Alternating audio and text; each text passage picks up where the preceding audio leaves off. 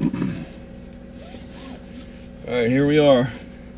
Heading to the gym Saturday. Got my pre-workout, which you know is carb loading, L-arginine and whatever I fancy on any given day. But the carb and the L-arginine got to be there. Get some heat going in here. Alright. I don't know if the camera's going to stay there. This may be a total fail. It probably won't stay there. Who knows though? Stranger things have happened.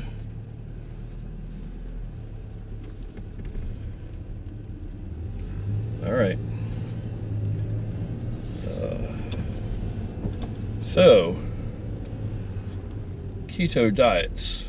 Do I think that they're bad? Well, I knew that shit wasn't going to work, and it didn't work. So now what am I going to do? Man, that was a huge fail, wasn't it? Keto diets, do I think that they're bad? I don't think that they're bad, but I do think that they can be a very useful tool, a very useful approach. They've worked for a lot of people. I know a guy who is extremely successful at getting people ready for shows in these parts of the woods, and he is a huge proponent of ketosis. I'm sure it's not the only tactic he employs, but he has had great success with producing people that placed highly and won shows with a ketogenic approach. So, and I figure I'll go at this from a bodybuilding standpoint first, because primarily that's where I'm at. I would say, for me personally though, oh, and by the way, the guy I'm talking about has an incredible physique. Just an incredible physique. His name's Sean. He has an incredible physique. He always looks like $1 million. Shredded, big, muscular. Always looks good. And we'll have to get up there to 1440. I believe he's been training up there or doing something out there. So we got to get up there and see all those guys anyway. See George up there and everybody else up there, and Moose, and just see everybody. But I will talk to him more in depth about this at a later time. But for me, personally, I think that is now this is for me personally, a ketogenic approach is a train wreck for me. And the reason it is because I think that the bigger you get, things change, okay? Not taking away or diminishing anybody else. I'm just talking about me. Now for me, I'm all about the muscle mass. And yeah, I do think that I need to lighten up, and I have lightened up some body weight, body mass, but I have gained a little more muscle. So I don't know that I've really lightened up much, but I haven't gotten heavier. I'm pretty much maintaining very, very similar weight. But I'm just recomping a little bit, and then we'll see where that goes. But if your interest is holding as much muscle as possible while getting as lean as possible, then I'm going to say ketogenesis is not for the majority of people at all. It's a complete fail for most people in those regards. Whatever you come into a show looking like using a ketogenic approach, my opinion is you could have been a hell of a lot bigger if you hadn't done that. And again, man, it varies with your size, okay?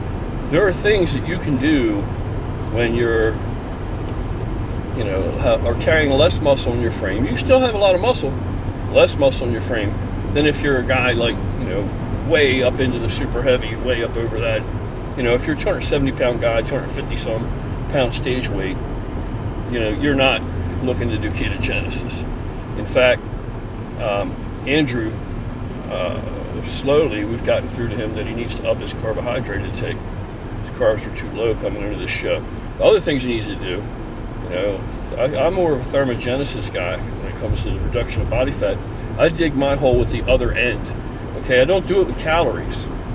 I don't cut calories and reduce caloric intake to do it, but I still create a deficit. But the way that I do it is through workload. I use dietary thermogenesis, exercise-induced thermogenesis, And where and when applicable, what the hell? Go ahead and take that climate-induced thermogenesis too, if it's there to be had. You know, I'll use thermogenesis to burn it off, because I need all the calories, I need all the nourishment. The body, I'm too big. The muscle's too big. And if I were going to do another show, I'd be bigger than this. You know, just I would get a lot leaner. But if I were trying to do it with keto, forget it. No way I'm going to come in that big. No way. It doesn't work for a guy my size. It just doesn't work right. Not saying that for other people they can't find a way that it works. It's just not optimum for me by any means. And having said that, I will at times take advantage of that approach, you know, ketosis. Short periods, short duration, to kickstart my diet, to shock my body real good and hard, my metabolism. I may run a keto diet for 7 days, 10 days. No more than 14 days. Normally probably 10 to 12 days. Just to get a bunch off real quick. Depends if I'm running behind or not. And then any muscle that's lost, and there will be a little bit, I can bring that back and still keep the fat down. So it does give me, it does afford me a bit of an advantage in that regard then and there. Now, so overall, do I think keto diets are bad? For normal people, no, I don't think that they're bad. I'm sorry, but you know, as opposed to what? Everybody that I've known, and I've known, you know, more than a normal share, you know, of people who have lost well over 100 pounds of mostly body fat. I happen to know quite a few people, and I would say that 9 out of 10 people that I know who have lost that kind of crazy amount of body fat have done it through a form of ketogenesis.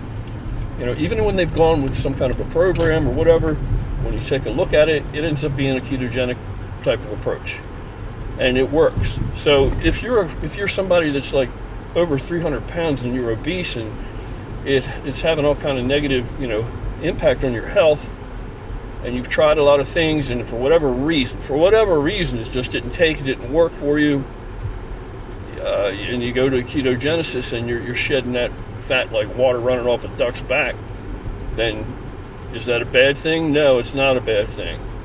No. So keto diets, are they bad? No, they're not freaking bad. As opposed, like I said, as opposed to what? As opposed to staying unhealthily, you know, morbidly obese with tons of body fat. You know, if you're sick and tired of that,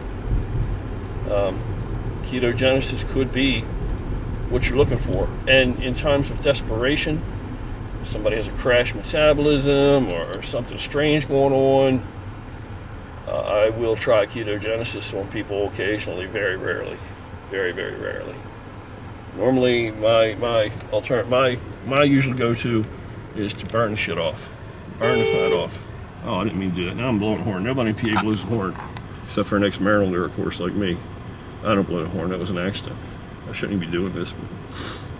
In PA, you're allowed to talk on cell phone while you drive, so I don't think they care if I do this. And hell, we don't even have to wait for red lights now, since that law just passed this year, that you stop in rural areas, if it's all clear, your coast is clear, you think it's safe, you look around, you go ahead and go through that red light. It's on you. Now, if you have an accident, of course, it's common sense, you know, prong there. If you have an accident because you went through that red light and you chose to go through it and thought it was safe and it wasn't safe, that's your liability, that's you. But the reason they can't have these kind of laws in most cities, where there's a whole bunch of libtards, is because they want Big Brother to babysit them, and they would have an accident and they would turn around and say, well, the law said I could go through that red light, so it's not my fault that I went through and it was unsafe. Yeah. Anyway, one of the many reasons I love living in Pennsylvania. One of many. I don't go through red lights, but I don't have that kind of luck, so I'm not that bold. It's still programmed into me that I better sit there and wait for that light to change. So we're heading to Gold's, Shrewsbury Gold's. I was going to go to Retro, and here's a Marylander. Now he's from Virginia, and of course these people, they think that they're, you know, most people from out of town are the people that you see, they don't stop at stop signs, they don't care about a yield sign, they think everything's a merge, you know, and they want to merge before you get there, even if you're right on, you know, there's no room for them to do so safely. I don't know. Anyway, I've been talking to you guys, not drinking my pre-workout, so I got to drink my pre-workout. And you know my feelings on pre-workouts. Pre-workouts should be something that It's not just a stimulant. It should be an entire multifaceted approach, whatever it involves, that is going to further the workout, further the results. It's going to benefit you and move you closer to your goal than otherwise would without it.